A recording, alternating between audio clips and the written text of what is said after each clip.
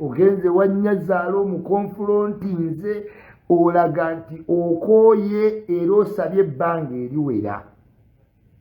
Kituufu kati musajja nno afa ku baana be ne mukazi we can testify oba ex we Fiye.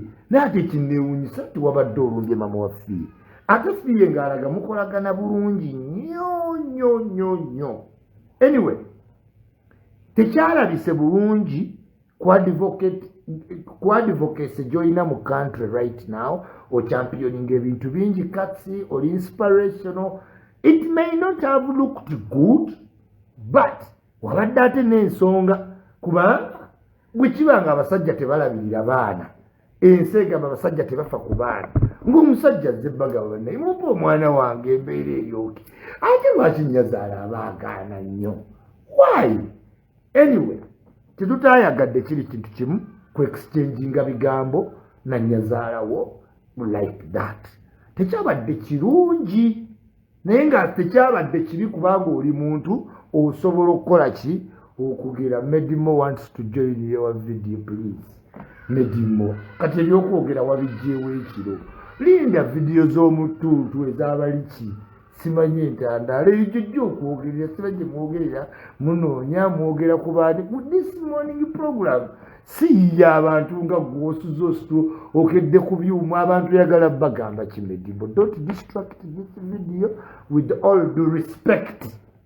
Now MC Cuts toyinza gamba bwotyo Nazaalawe wadde nga wabadde onyiizeemu eddoboozi lyasituseemukko ekitaabadde kirungi ku bulandi yo naye ng'omuntu Cuts olabirira abaana era obaweerera obakyalira ochampionize ekyokubanga abaana bo osobola obba nabo.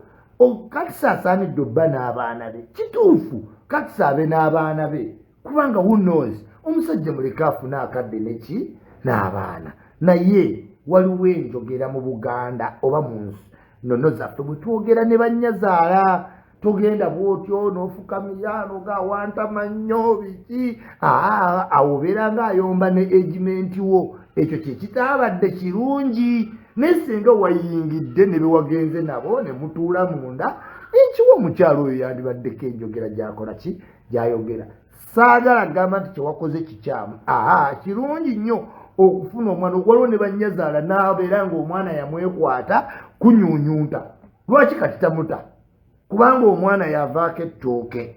Wano we tukwatira Cuts omusajja asobola okukima omwana we ku buko naye afuna abamuwerekerako ne batuula ne maama ate n'omukyalo omeginga shuwa gy'ali togenda nga taliiyo. Kati olaba ebigambo we byawabye abantu bakufunye mu ango ndala ate ng'oli musajja wa mutima mulungi. Always ojjaba n'omutima omulungi otadde tafaalidde nnyo ku Ugandan music. Kasuubire nti ako kajja tereera just a glimpse si kamaanyi nnyo naye nga twabadde sadde ndi mukko bonjour.